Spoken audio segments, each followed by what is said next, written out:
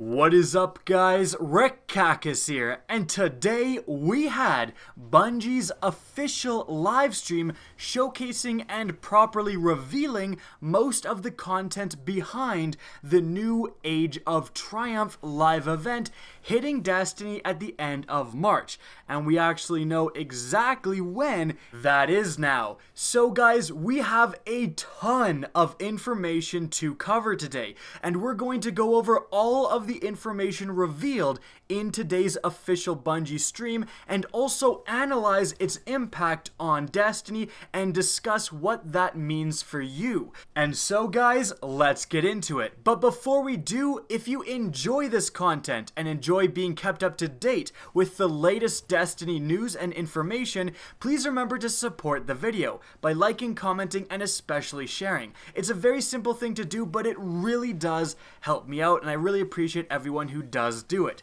So, what was announced today? Well, let's just cover the basics. Age of Triumph will release on Tuesday, March 28th. 2017. I'm sure you guys all knew that. But before, we just knew it was going to be sometime at the end of March.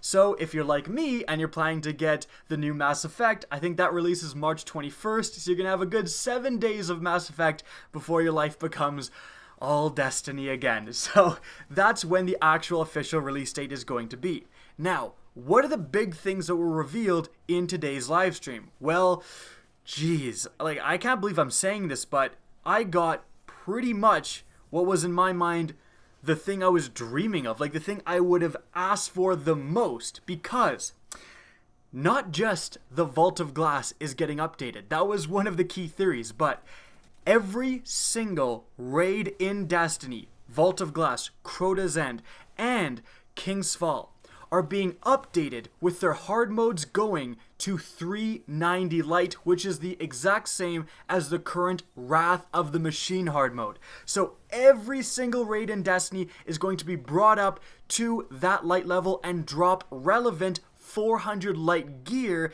if you are, of course, 400 light when you're doing that activity.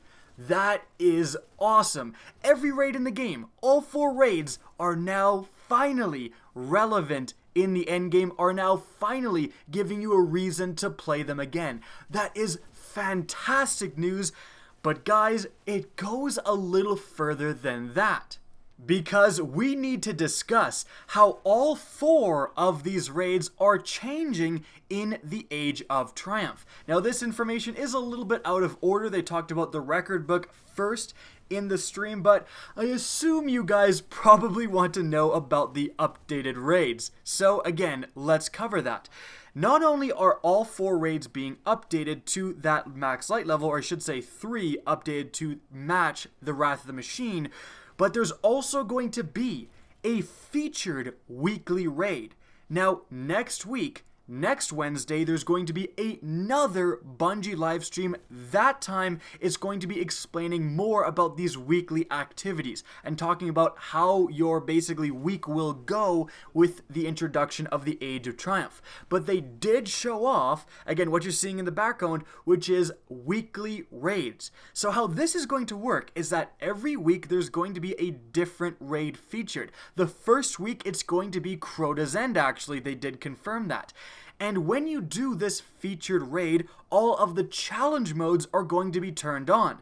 Now remember, with the older raids, Vault of Glass and Crota's End, there had previously been no challenge modes. Challenge modes were introduced with King's Fall. So they've gone back and introduced entirely new challenge modes, and of course rewards for doing so in those older raids. Bungie actually did comment during the live stream and said that the Atheon challenge mode was perhaps the hardest challenge mode they've ever made.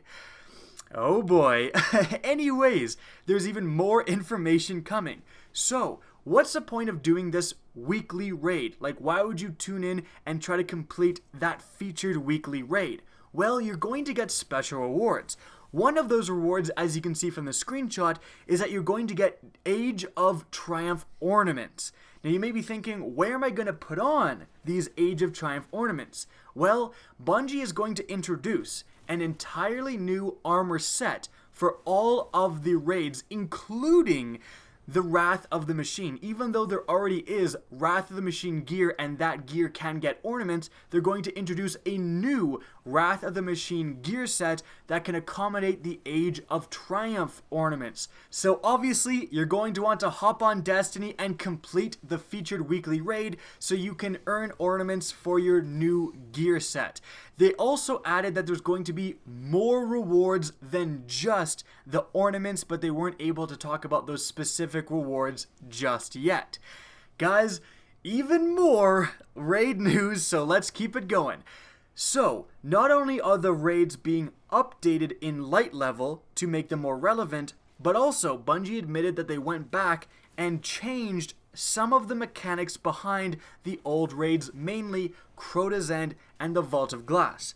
Now, they were very adamant in saying that we kind of know that this is hallowed ground, that a lot of people like these raids, for me at least, the Vault of Glass is like sacred. Like, you don't mess around with the Vault of Glass. And so when I first heard that, and when I'm still hearing that, I'm a little bit cautious. I really hope they didn't change too many things. But one of the things they mentioned they are changing is just kind of subtle differences in the new and the old raids, just to kind of alleviate some, I would say, maybe bad design choices for the old raids. For example, they mentioned specifically that in the Vault of Glass, there was a strategy where you could stay back from the entire encounter, essentially, and shoot the oracles from the ledge with an icebreaker. I know some of you guys who are Year 1 players will know that strategy. Well, apparently, you're going to have to get a little closer than that, Bungie said. I assume there's also going to be fixes in glitches and exploits. For example, you're no longer going to be able to presumably pull the Ethernet cord on Crota and kill him. And if you're a Year 2 player, yes, there was an actual cheese going around. So again, they have kind of gone and changed certain mechanics behind these old raids, but it also maintained their flavor, their feel, and said that we haven't changed too much. Now, it should be noted that there's going to be day 1 patch notes that come out with the Age of Triumph. And Bungie did admit during the live stream that not all of these changes will be revealed in the patch notes. So if you're looking at the patch notes, you're probably going to be thinking, wow, we waited all this time for this, there isn't many changes, but they're going to want to keep those changes kind of secret. They don't want to reveal exactly what they've done to alter the Crota's End and the Vault of Glass raids. So just keep that in mind. Alright, now continuing with the raid news. See, I wasn't lying when I said we have a lot of news to go over at the beginning of the video. I'm sure a lot of you guys are wondering, okay, what about the weapons, right? Like, is the Fatebringer coming back? Are there going to be elemental primaries? Is the Vex Mythoclast coming back? Well, the answer to that is yes, yes, maybe no, yes. No, I was kidding. The actual answers are, firstly, there is going to be updated raid loot. Now, some people are saying elemental primaries confirmed. Watch out for those people. They weren't actually confirmed. In fact, what Bungie did say is that during our sandbox stream, so that's the stream, I think Wednesday, March 22nd, they're going to reveal how these updated weapons are going to work in the meta. So they said during that stream, we're going to reveal how a lot of issues that are going to be coming up, including elemental primaries. They said the issue of elemental primaries will come up. They did not say we're revealing how we're going to deal with elemental primaries per se.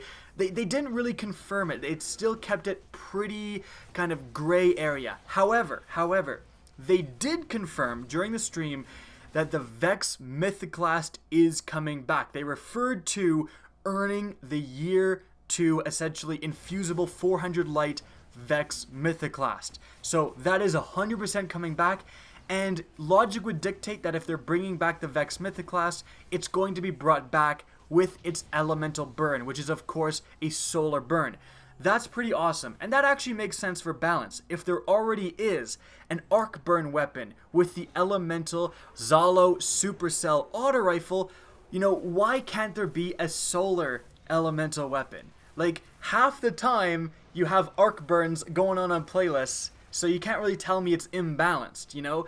giving up your exotic slot to the Vex Mythoclast, that does make sense. Now, if the Vex Mythoclast is coming back, logic would dictate that the Necrochasm from Crota's End is also going to be coming back. Now, that is Arc Burn, and so we already have it matching the Zalo Supercell, so if those 3 exotic weapons are the only elemental primaries, unfortunately, we will have Void missing out. However, that's not to say that the actual elemental primaries won't be brought back. There is a chance that the Fatebringer will have Arc Burn, but again, Bungie did not confirm this, so I don't want to confirm this. I don't want to put false information in your guys' heads. We'll have to wait and see exactly what's happening with that regard. However, from what Bungie did say and their tone, it does look like there is a good chance for elemental primaries to be brought back in some capacity. I really hope they use an idea that I've pitched and other people have pitched, which is simply, if you want to reintroduce elemental primaries, do so, and then simply introduce some sort of item like an exotic drop or something like that that will let you apply an elemental burn to any weapon. The reason Bungie gave when they removed elemental primaries was not that it made the game too easy, but that it reduced diversity, that everyone was using a few weapons. Well, if you had the option to add an elemental burn to any weapon, your Imago Loop for example, then suddenly you fix that problem while still bringing back elemental primaries. So I really hope Bungie does consider that. Alright guys, that is pretty much it for the raid news involved with today's stream. So, moving on, we have to talk about the record book. This is a huge feature of the Age of Triumph. The record book is a full 13 pages long and has a page for pretty much everything. Now, completing the different nodes of this record book is going to unlock a ton of cosmetic items. For example, one of the pages in the record book just had to do with how long you were playing Destiny. If you played Destiny from the release to the Dark Below expansion, which I'm definitely a part of, you are going to complete that node, and when you click on it, you're going to get a special emblem, and you're going to get a different special emblem for each one of the nodes on that page. So if you played between Dark Below to House of Wolves, you get another emblem, House of Wolves to Taken King, you get another emblem, etc. This is pretty cool because it's rewarding the Guardians who've been playing this game. You know, in my case, since the alpha back in spring 2014, in other people's cases, I'm sure they're the same, or the beta, or since the launch, that is pretty cool in actually being able to show off, hey, I've been playing since day one, and that is awesome. Now, on top of that, there's also going to be certain pages where completing the different nodes, now mind you, when I'm talking about getting a special emblem for each node, that is particularly for this page. It doesn't mean that every single page you're going to get a new emblem for each node. But, for example, there's an entire page for the Titan class. So you have a different node for, I'm sure, punching stuff in the face. You have a node for this, you have a node for that. Now, completing all of the nodes on one page, you then get that last node is, you know, all other nodes on this page complete, and completing that last node will give you a special emblem for completing that entire page. So essentially, as I said before, there is just a lot of stuff to unlock with this record book. There was a page that had to do with factions and gave you rewards for getting to rank 25 in each of the different factions, Dead Orbit, Future War Cult, and New Monarchy, and Vanguard and Crucible and all of that stuff. Now that is of course account wide. You don't have to get to all 3 rank 25 on just one character, so don't worry about that. You get emblems for doing each one of those things. There was a page on raiding, there was a page on Crucible, there was a page on Trials of Osiris, there's a page on pretty much everything. There's a page on collections. So you had to get 75 new of the ships, for example. So there's just, again, something for everyone in this record book, which is pretty damn cool. Now, what about the rewards of this record book? Well, you can see them here. The first like 6 are just emblems, and the last one is actually a discount code or customization option for this shirt here. So just like there was a year 2 Moments of Triumph shirt that you could unlock from the Bungie store, you can get it customized with your gamertag on it. I have one at my house. You can do that same thing with the Age of Triumph once you get to rank 7. Now, you don't have to complete the entire book to get to rank 7. So if you're someone who hasn't been around for that long, for example, who have maybe just started Destiny with the Rise of Iron, you still definitely have a chance to get all of the different record book rewards. Again, you don't have to complete everything. Now, I did want to quickly address something before we move on with the news, because we still have more news. I think a lot of people, I've been seeing this in the comments more and more and more, are going to be saying, well, what's the point? What's the point of doing all of this stuff if you don't get anything transferring with your character from Destiny 1 to Destiny 2, which was, of course, confirmed by Bungie in the previous weekly update? Well, here's the thing. With the emblems and shaders, I've heard a lot of people say, you know, why aren't those transferring? But I think people are missing the mark here. I'm sure emblems are going to change in Destiny 2. Like, do you really think the same emblems that you've been using in Destiny 1 are going to be compatible with the Destiny 2 system? I hope that in Destiny 2 they've completely revamped how emblems look in the game. Perhaps you have an actual smaller emblem beside your name, and then you have a background. So if you go over someone's name, that background will expand, and perhaps you can put different accomplishments in it, and then you can customize the background and the symbol or the emblem for your guy. So you can have like a Trials emblem, and then you can have a background for raiding. Like, that would be double the customization, and that would be really cool. But of course, if they do that, if they progress the customization system in Destiny 2, you can't have emblems transferring because they just wouldn't make sense in the new Destiny 2 system. Now, I do hope that Bungie goes back and remakes a lot of these emblems. I'm going to be very disappointed if I do earn all of these Age of Triumph emblems and I don't get a version of that in Destiny 2. I don't presume it would be too hard for Bungie to introduce new Destiny 2 emblems that automatically unlock when you log on to Destiny 2 based on your Destiny 1 accomplishments. Like, that would be very easy to do and it would make, I think, a lot of players happy.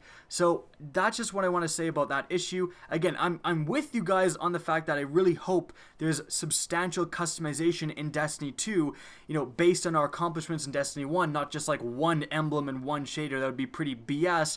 But that is the reason why a lot of the customization isn't transferring into Destiny 2. It's likely because it's just uncompatible with an evolved system. Alright, now moving on again, we do have some more news. I'm sure you guys are wondering, well, what about light level and rewards? Well, the light level is not increasing for the Age of Triumph. Bungie was adamant about this. I don't know exactly what to think about this. Bungie, in response to this, because Deej literally did say, okay, what is your response to the players that are going to say, well, I'm already 400, what's the point in playing? And their response was, well, you still got a lot of stuff to do. You still got a lot of nodes to unlock with the Age of Triumph record book, and also it is going to be pretty cool being 400 light, meaning that all of the gear you're going to get, all of the remade raid gear, etc., is going to drop to 400. And I can see that point. Trying to earn all of the featured gear for the, the featured raid playlist, that's going to take a long time, right? That's going to take just 4 weeks just to do the 4 raids we have. So even if you are 400, I do see the point that there's still a lot of stuff to do. And there really is. I've got to give props to Bungie where props are due. I literally said in a previous video, if they have I called it. I said, if they have a featured raid playlist, like a featured raid of the week, that is exactly what I want. So, I can't get mad at them doing exactly what I asked for. But, yep, no light level increase, so just be aware of that. In terms of new rewards, Bungie did mention on stream that there's going to be new armor, of course, we already talked about that, but also new weapons. Now, they didn't go into detail about these new weapons. I presume they could be referring to just the new updated weapons for the older raids, but I really do hope they're adding entirely new weapons, or at least bringing back the year 1 weapons that have remained dormant for so long. There is so many vanilla Destiny and Dark Below weapons like the Pox Volo Pulse Rifle and all of this stuff, the Crusader Scout Rifle, all of these weapons that just are in the game right now or in Destiny's code, but for whatever reason haven't been updated.